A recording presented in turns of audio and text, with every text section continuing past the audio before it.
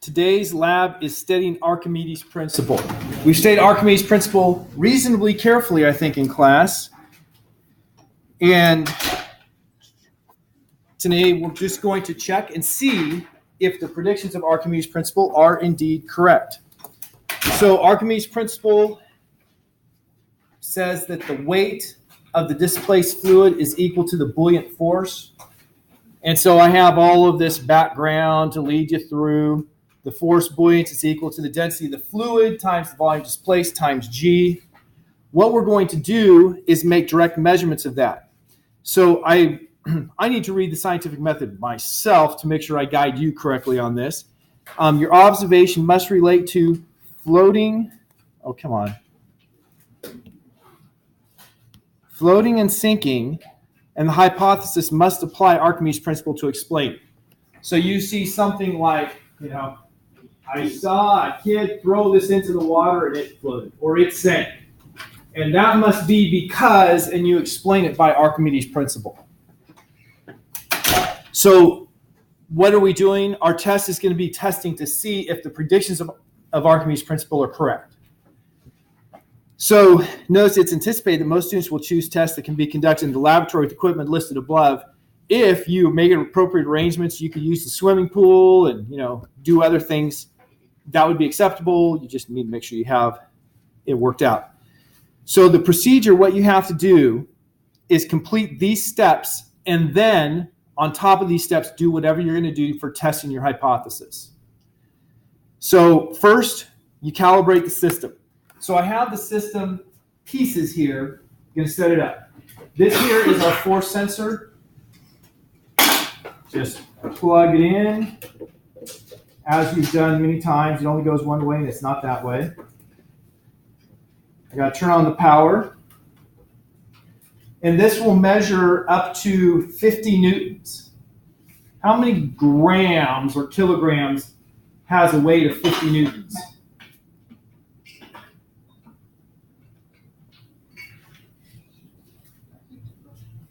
That's a good question. What do you think I should put on the test next week?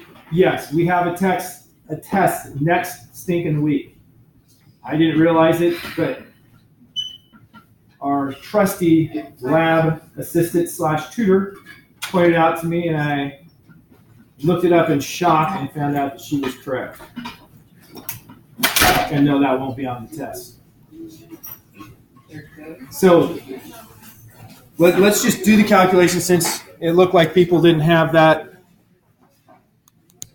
Force of gravity equals mg. If that's equal to 50 newtons, then m is equal to 50 newtons over 9.8 meters per second squared is approximately 5 kilograms.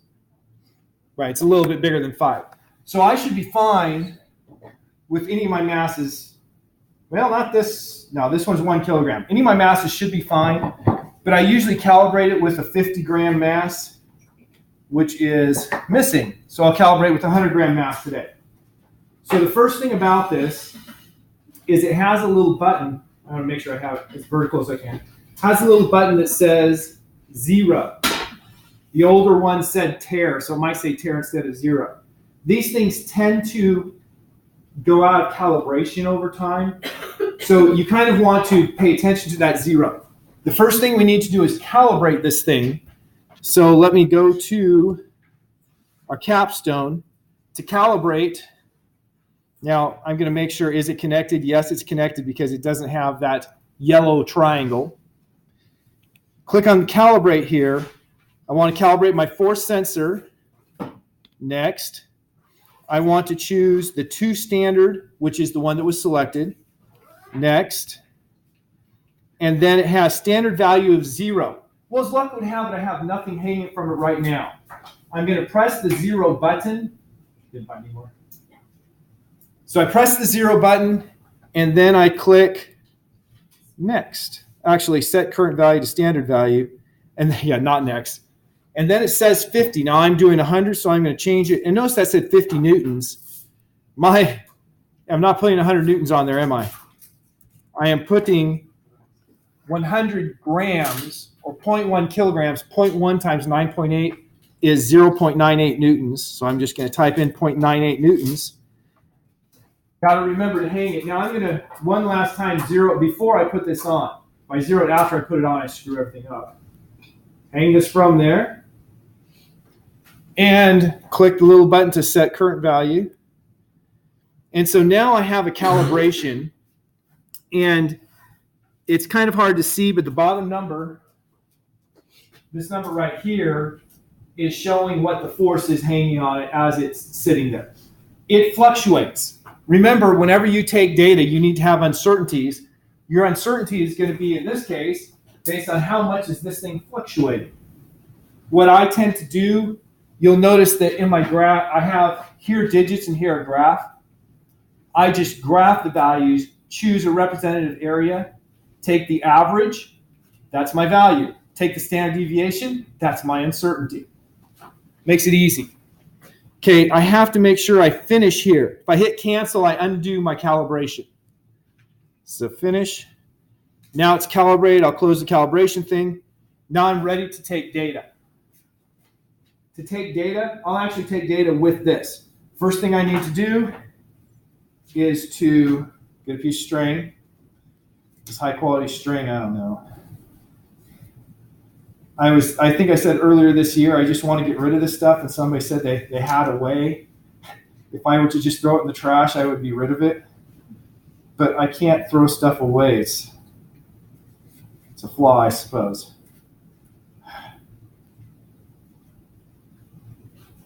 I hate this stuff.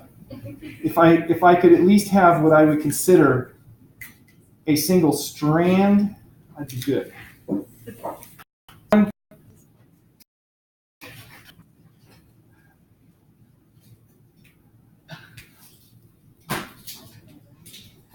It's good that we don't swear, right, everyone? Because if you were prone to that, this would lead you to it. Okay. There I have a piece. So I need to tie it off on both ends. And of course, never having a Pathfinder club I can be a member of, I'm not as adept at this as I should be. I don't need very long string.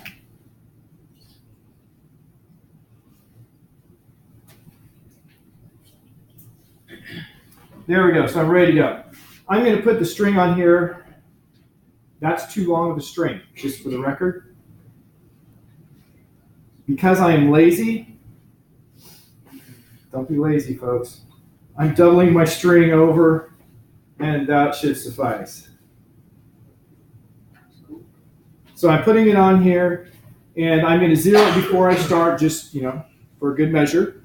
So there I've zeroed it. I'm going to hang this on here. And the first thing I'm going to do is measure the weight of it when it's hanging in the air.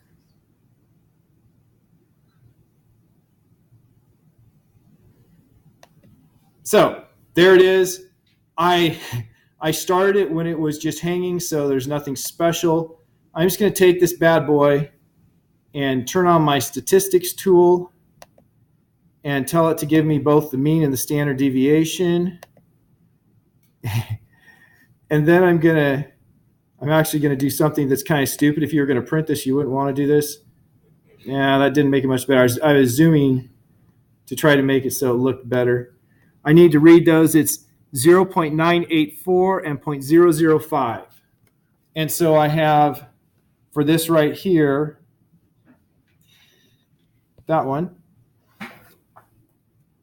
I have force in air is equal to 0.984 plus or minus 0.005 newtons. That's not how you would put it in your lab report. How would you put it in your lab report? How does all your data have to appear in your lab report, or she takes off data at points? In a table. I should have a table that says sample, and so this is 100 gram mass, weight in air plus or minus 0.005 newtons, 0.984, Then I'm going to have weight in water.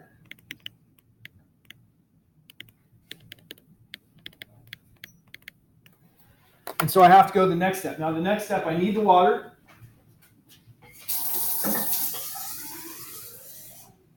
It needs to be high enough that it's going to be submerged. Also need to not damage the things that I haven't put away that are sitting in here. If you fill it up above the top of the graduate cylinder, it's not going to work for you. Okay. That'll do it. So I want to measure the volume that I have before. And so when you measure this, please do note the big markings, 400 and 450. The small markings, there are 10 between. So if you have, if you have 10 between 400 and 450, then each one must be 5, right? So right now I read, and always remember, read to the bottom of the meniscus. So I read where it is right now, and I say that it is 425.1. Okay, 425, not 0.1. 426. Then I put this in. So in my table, I didn't leave enough space to actually do it. I should have had the volume before and the volume after. So the volume before was 426. The volume after is 446. So 426 and 446. I'll write these over here because, like I said, I didn't get my...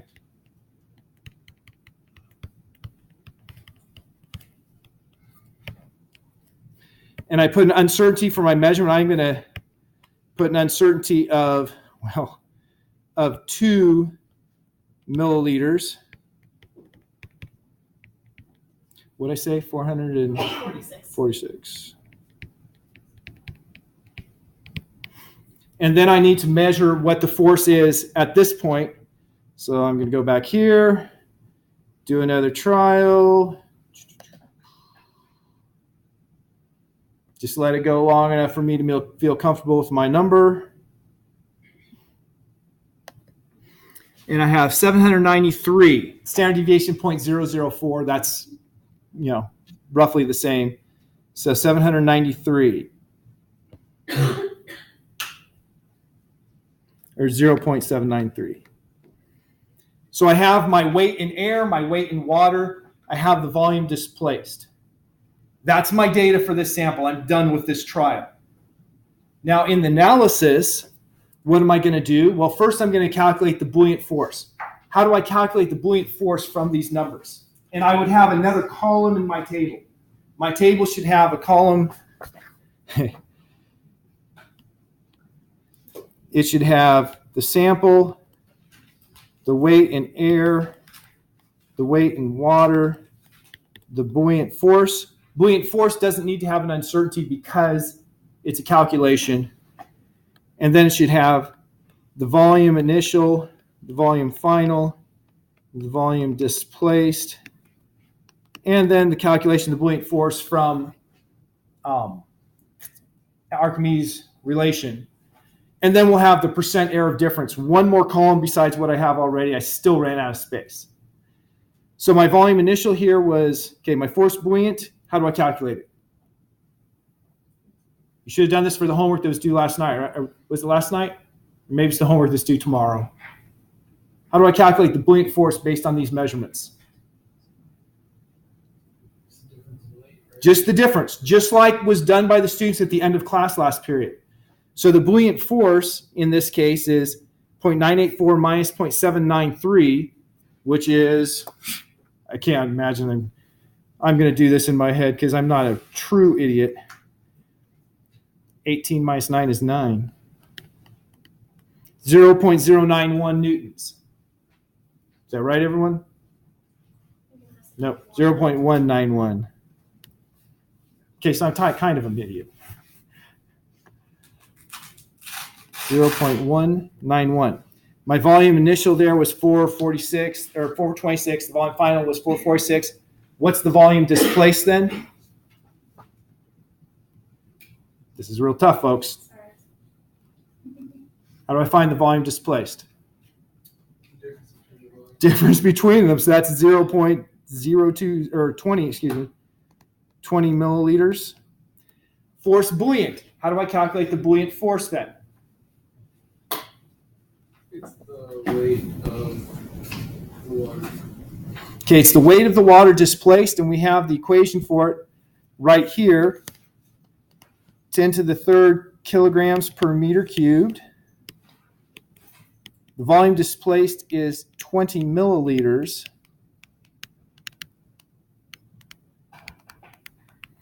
Now that's correct, but the units are wonky.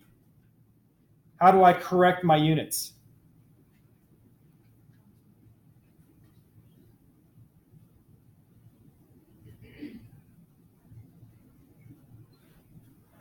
Anyone? Okay, I need to change the milliliters to meters cubed. So remember, 1 milliliter is equal to, and I only have this part memorized, 1 centimeter cubed. Is that right? Milliliters, 1 centimeter cubed? And so if I multiply this by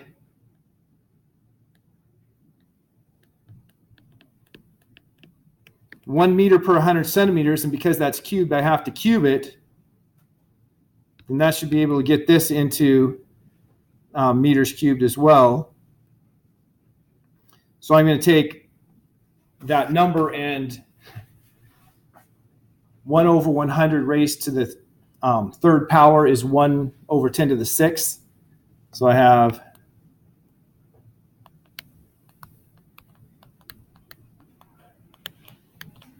1 meter cubed per 10 to the 6 milliliters. And then I calculate this value. Now let's see if I did anything close to accurate here. So I'm going to have 20 times 9.8 divided by 1,000.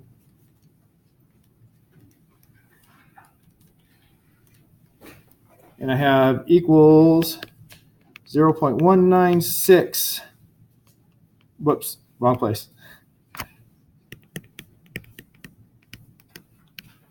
So there's the buoyant force that I have from my data measurement.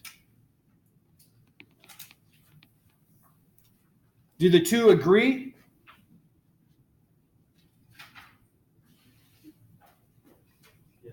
Yeah, they pretty much do. Now you need to calculate the percent error of difference. Percent error of difference, we have two different ways of calculating. If you know one is correct, then you take the difference between the one that is in question, the one that's correct, divided by the one that's correct. If you don't know one that's correct, you just take the difference divided by the average. So in this case, I take the difference, 5 divided by the average, which is 193.5. So 5 divided by 193.5, and then multiply by 100%, and that's a 2.6% error of difference. So that's that line that's doing my, by the way, notice there it does say 1 milliliters, 1 centimeter cubed. That's doing my calculation for the density of an object. Each student should select one object that does not float that they will personally measure. Now, we don't have enough of these to have groups of 2 today. How many did we find total? Just 6? I think it's 6, so we'll have to have 6 groups, no groups bigger than 3. In fact, I think that comes out to be 6 groups of 3. So form groups of 3. I know that means you have to shuffle it up. And each person needs to have their own object. So here are the objects. We want to have sinkers. I have more objects. I need to get out the other thing. This one here, lead, okay? How do I know it's lead? Because I can easily scratch it with my fingernail. This one here, it looks like brass, but I'm pretty sure it's iron. This one here is the same thing. My phone's going crazy. I'll have to bring out some more. I have some lithium, some tin, some aluminum. And so we want, make sure everyone in your group has a different material. I don't want 2 people to just have iron, but in different form. And so for each person, they're doing their own trial. Make sure your report has all three people's data, but you're responsible for yours. And so show your sample calculations for your data. So everybody's going to have a different sample calculation. And we want you to not just do what I did, but also to calculate the density. So how can I calculate the density from what I just did? From this data, how do I calculate the density?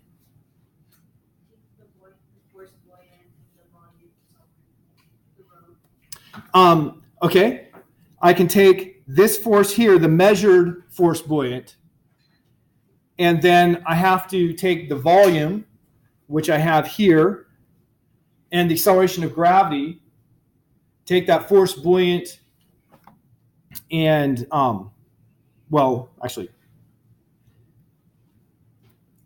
I'm going to do it a different way, just so I don't confuse myself. I'm just going to take not this force buoyant, but the weight in air, right? You're not actually measuring the sample. I put 100 grams because it has stamped on it. You will have aluminum cylinder for your sample, for instance. So it doesn't tell you what the mass is. But from 0.984, I can calculate the mass is equal to the force of gravity in air divided by G. And so the density is equal to mass over the volume, and the volume is this here. And so I would have the volume displaced because it's sunk. That's why everybody has to have a sinker, because that way you can just, the volume displaces the volume. 0.984 newtons divided by 9.80 meters per second squared divided by 20 meters. And that would give in kilograms per milliliter the density. Now, once I have in kilograms per milliliter, I'd probably convert it to grams per milliliter because that's a standard value. So let's just do that real quick as well. 0.984 divided by 9.8 divided by 20. So that's 0.00502 kilograms per milliliter, or 5.02 grams per milliliter. So I get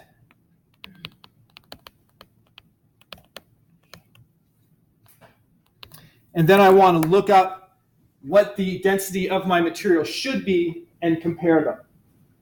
Now I have to point out something important here.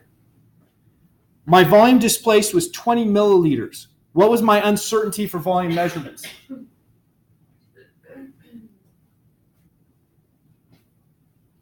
I wrote it down. You can read it. 2 milliliters. What's my percent error in that volume measurement?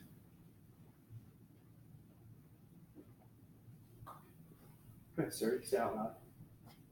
Oh, I thought you whispered it. If I have an uncertainty of 2 and a measurement of 20, what's that percent error? Yeah, I have a 10% error tolerance here. That's a pretty big error tolerance. So if your density is off by somewhere in the ballpark of 10%, as far as you're concerned, that's dead on, because that's the best of your measurements. And because we're dividing by it, skewed a little bit, but we'll just stick with that as a ballpark. So after you've done that for each one of them, then you're going to go ahead and do your whatever you have decided for testing Archimedes Principle.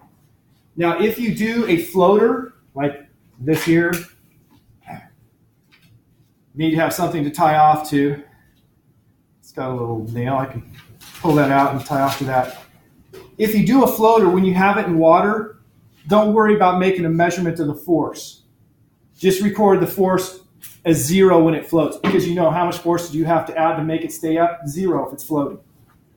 So if it's a floater, you just put it in the water and measure the volume displacement. You don't have to measure a second force. You just put 0 there.